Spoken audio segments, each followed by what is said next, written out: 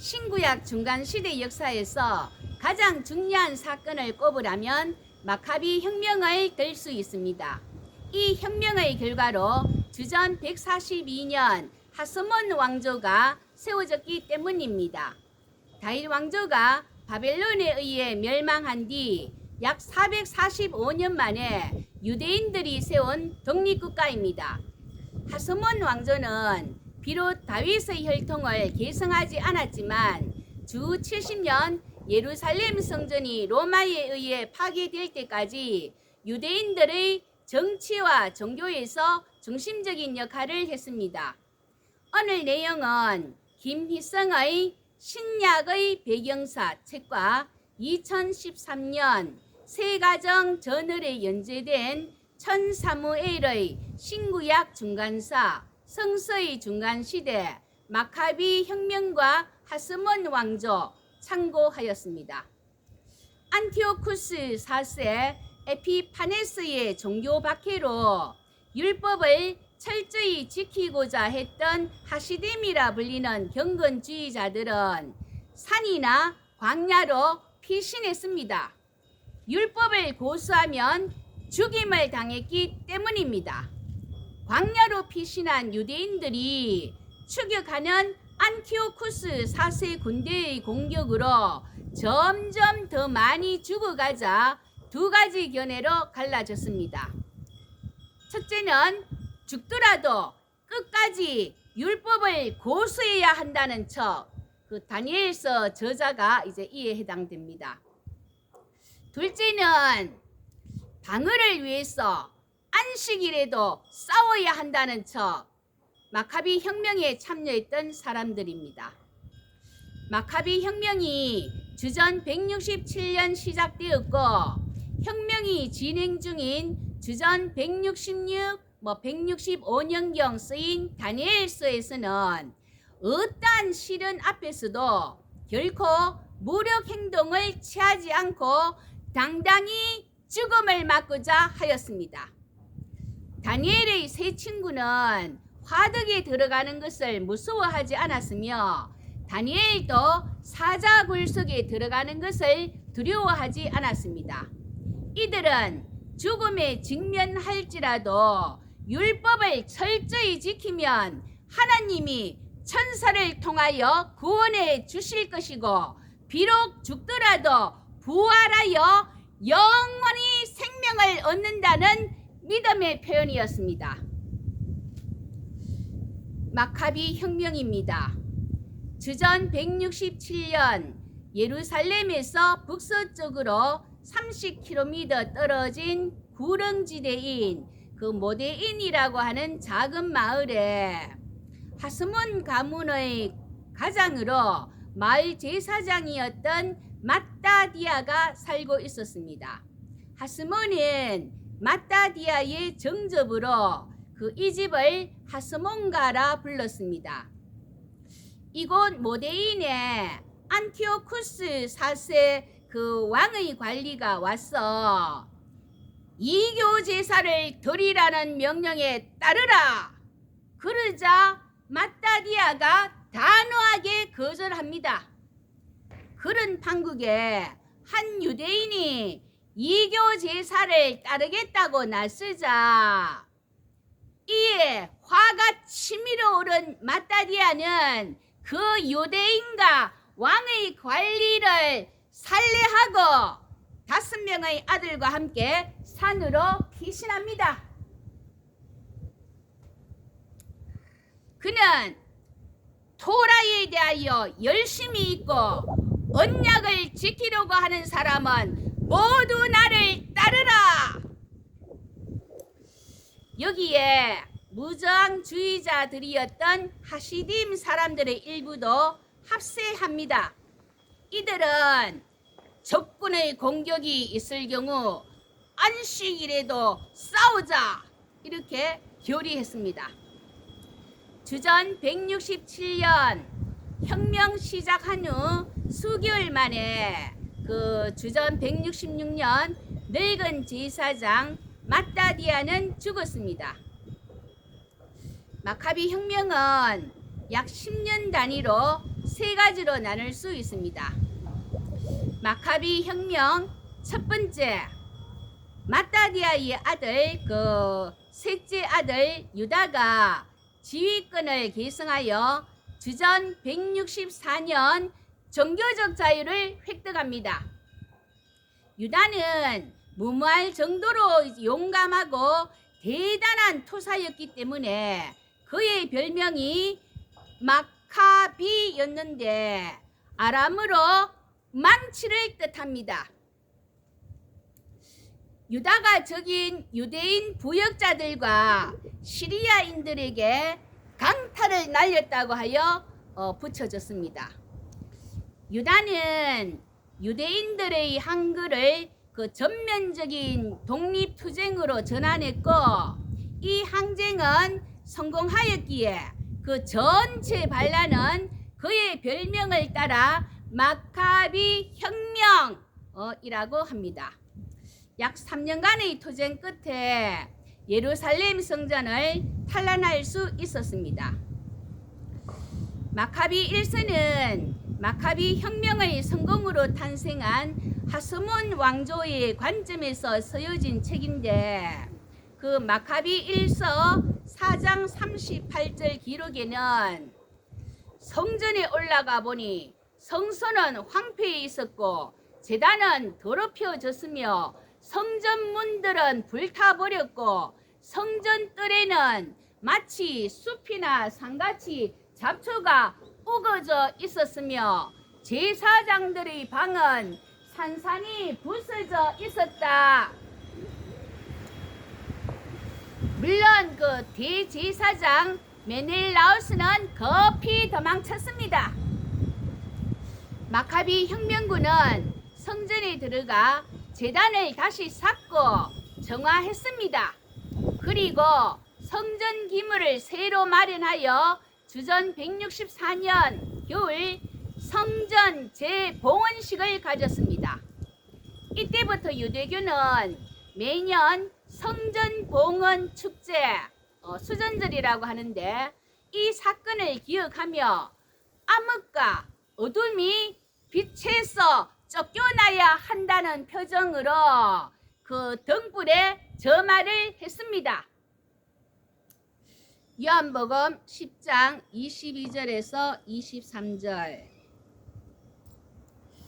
예루살렘의 수전절이 이르니 때는 겨울이라 예수께서 성전한 솔로몬 행각에서 거니시니, 그 예수님 당시에도 수전절이 지켜졌는데, 그 수전절은 봉헌 헌당식의 절기로 오늘날도 하루카 축제로 불리며, 그 11월 말에서 12월 중순 사이에 8일간 하고 있습니다. 한편 안티오쿠스 4세가 죽고 왕위 쟁탈전이 벌어졌기에 그 유대인들에게 종교의 자유가 주어졌습니다. 안티오쿠스 4세가 왕이 되기 전 그 로마의 벌무에서 풀려날 때, 그 당시 그 암살당한 왕이 안티오쿠스 4세의 그 형이고, 형의 아들 데메드리오가 그 안티오쿠스 4세 대신 로마의 인질로 잡혀 있었는데, 이제 돌아와 주전 162년 왕권을 장악하였습니다. 데메드리오는 유대 지역의 그 불안정을 이유로 그동안 대제사장 직위를 오용했던 메넬라우스를 처형하고 대제사장 사독 가문의 후손인 알키무스를 대제사장으로 임명했습니다. 알키무스가 그 대제사장직을 차지하기 위해 왕에게 찾아가 마카비 혁명군을 제거하겠다고 약속했던 것입니다. 그 시리아의 그 폭력 정치에 항거했던 경건한 유대인들은 종교적인 자유를 얻었기 때문에 그들의 봉기 목적이 이루어진 것으로 이제 알았습니다. 그리고 새로 그 임명된 대제사장도 합법적인 직무의 소유자로 그 인정하려고 했습니다. 그러나 유다 마카비와 그의 동료들은 예배를 회복하는 것만이 중요하지 않다. 이를 넘어서 정치적인 독립을 이루어야 한다. 정치적인 독립을 통해서만 시리아, 헬라 영향에서 효과적으로 방어할 수 있다. 대제사장이 된 아키무스는 시리아 군대를 도와 마카비 혁명군을 제거하려고 했습니다. 그러나 그의 의도와는 달리 혁명군은 쉽게 와해되지 않았고 오히려 시리아 군대가 참패를 당하고 퇴각하는 일까지 벌어졌습니다. 그리하여 왕은 더 강한 군대를 파견하여 싸웠는데 이때 혁명군 사령관 유다 마카비가 주전 160년에 죽고 말았습니다. 마카비 1서 9장 19절에서 21절. 유다의 형제 요나단과 시몬은 유다의 죽음을 거두어 모데인에 있는 선조들의 묘지에 묻었다. 온 이스라엘 사람들이 몹시 울었다. 그들은 여러 날 동안 통곡하면서 그의 죽음을 슬퍼하며 이스라엘을 구출한 영웅이 죽다니 웬일인가 하고 울부짖었다고 기록되어 있습니다. 마카비 혁명 두 번째, 마따디아의 다섯째 막내 아들 요나단이 혁명군의 지휘권을 계승하여 그 앞서 주전 164년 종교 자유 획득에 이어 주전 152년 대제사장의 직위를 넘겨받습니다. 그러니까 주전 159년에 그 새로 임명되었던 대제사장인 알키무스가 갑자기 죽었습니다. 그가 죽은 뒤 당시 상황을 전하고 있는 마카비 1서와 2서는 이에 대한 언급이 없어 그 대제사장 계승자가 누구인지 알 수 없으나 사회 문서는 그 쿰란 공동체를 이끌었던 어예 교사가 그 직무를 수행했을 것이라 추정합니다. 한편 그 셀류쿠스 왕조 내부에서는 두 파로 갈라져 그 권력 투쟁이 벌어졌고 서로 요나단을 자기 편으로 만들고 싶어 했습니다. 이 틈을 이용하여 요나단은 셀류쿠스 왕조로부터 대제사장직을 얻어내어 주전 152년에 대제사장이 되었습니다. 그 시골 제사장 혈통의 출신이기는 하지만 그 사도 혈통 출신도 아니고 더구나 전쟁 중에 더럽혀진 인물이 이스라엘의 대제사장이 되었기 때문에 그 한때 마카비 봉기에 그 가담한 적이 있었던 경건한 사람들은 이러한 사건에 깊은 충격을 받았습니다. 요나단은 당시 대제사장을 수행한 어예 교사를 쫓아내버리고 그 자리를 차지하였습니다. 쿰란 공동체가 예루살렘 성전의 그 대제사장과 제의, 달력, 절기력 등을 인정하지 않았다는 것은 이러한 주장을 뒷받침해 줍니다. 마카비 혁명군을 이끄는 요나단은 예루살렘 성전의 대제사장이 되어 팔레스틴 지역을 통치합니다. 로마, 스파르타 등과도 호관계를 맺으면서 자신의 기반을 공고히 합니다. 그러나 대제사장에 오른 지 10년 만에 트리폰의 계략에 말려 살해당합니다. 당시 셀류쿠스 왕조의 내부는 복잡하여 그 트리폰 장군이 데메드리오 2세 왕을 몰아내고 그 나이 어린 왕자를 왕으로 내세우면서 섭정하면서 왕위를 차지하기 위해 호시탐탐 노리던 중 요나단의 힘이 강해지자 제거하려 했습니다. 요나단이 자신의 적들을 규합해 공격해 올 것이 두려웠던 것입니다. 그리하여 자신은 전쟁을 원치 않고 오히려 영토를 넘겨주기 위해서 왔다면서 이제 요나단을 속입니다. 자기 발로 와서는 그 영토를 넘기겠다고. 그런데 요나단은 걸려들어서 사로잡혀 살해됩니다. 그리고 트리폰은 어린 왕을 죽이고 셀유쿠스 왕이 됩니다. 마카비 혁명 마지막인 세 번째, 마따디아의 둘째 아들 시몬이 주전 142년 예루살렘 멸망 후 처음으로 독립국가를 세웁니다. 하스몬 왕조의 출발입니다.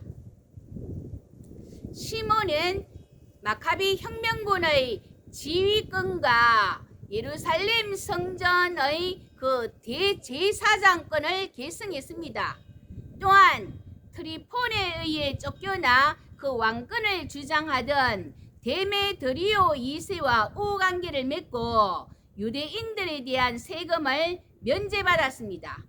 그리고 같은 해인 주전 142년부터 시몬제 1년이라는 공식 연호를 쓰기 시작했습니다.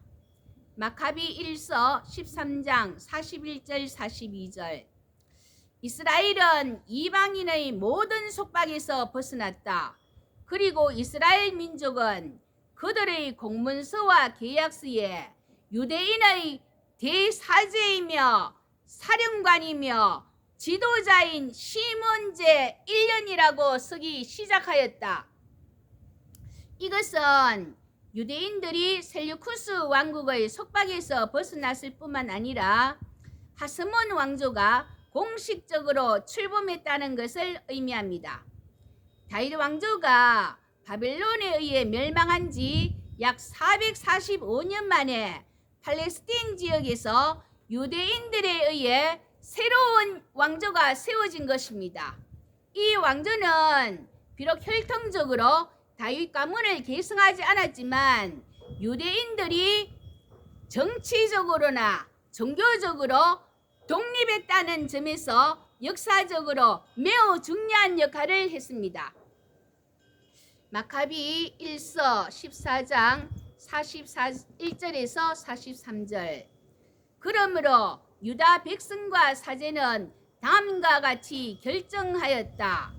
진정한 예언자가 나타날 때까지 우리는 시몬을 영구적인 영도자 대사제로 삼는다. 시몬은 유다 백성을 다스리는 통치자가 되어 성전을 관리하고 온 백성의 활동을 감독하며 나라와 무기와 요새를 장악할 것이다. 온 백성은 시몬에게 복종하여야 한다. 말라기서 4장 5절 6절.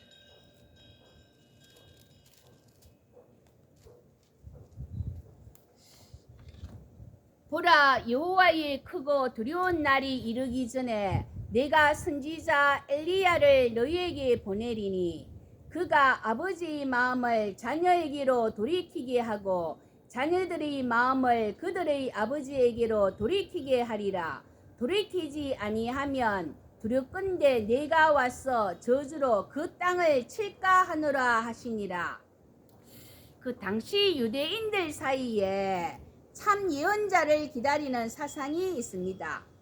그리하여 하스몬 왕조는 진정한 예언자가 나타날 때까지만 유지되어야 한다는 전제입니다.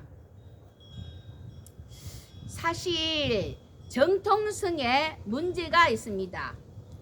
대제사장권이 부당합니다. 모세의 율법에 의하면 대제사장권은 아론의 혈통을 따라 계승되어야 합니다. 또한 다윗 왕조는 유다 지파인데 하스몬 가문은 레위 지파이기에 다윗 왕조를 계승하지도 못합니다. 마카비 1서 14장 4절에서 11절. 시몬이 다스리는 동안 유다 나라에는 하루하루가 평온한 날이다. 그가 마음쓴 것은 자기 민족의 행복뿐이었고, 날마다 백성들은 그의 권위와 영광을 환영하고 기뻐하였다. 그는 나라의 영토를 넓혔고 온 나라를 안전하게 다스렸다. 그는 이 나라에 평화를 가져왔고 이스라엘에는 기쁨이 넘쳐 흘렀다. 그 평온했던 시몬의 통치는 얼마 가지 못했습니다. 셀루쿠스 왕조에 의해 여리고 지역의 사령관으로 임명받은 그의 사위에게 시몬은 두 아들과 함께 살해당했습니다.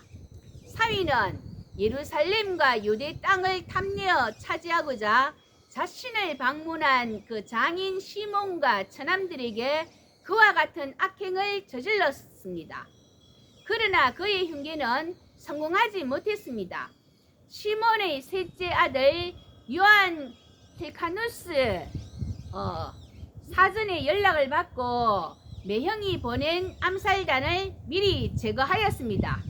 또한 주전 140년에 열린 유대인들의 회의는 시몬을 비롯한 마카비 가문에게 대제사장권과 유대의 통치권 그리고 총사령관을 세습적으로 부여할 것을 공식 결의하였습니다.